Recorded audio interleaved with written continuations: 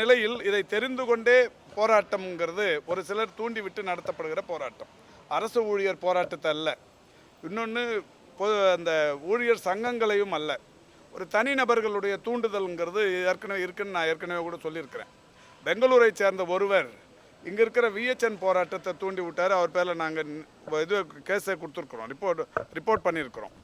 இந்த மாதிரியான சூழ்நிலையில் இந்த தனிநபர் தூண்டுதல்களை மக்கள் ஏற்றுக்கக்கூடாது, அது ஊழியர்கள் ஏற்றுக்கக்கூடாது. இன்னும் போராட்டங்கள் என்பது இயல்பாக நடக்கணும்.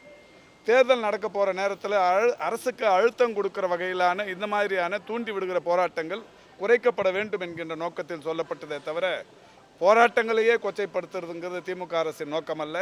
இன்னொன்று, நான் அரசியல்வாதிங்கிறத தாண்டி முன்னாடி நான் ஒரு யூனியன் தலைவராக இருந்து தான் அரசியலுக்கு வந்திருக்கிறேன்.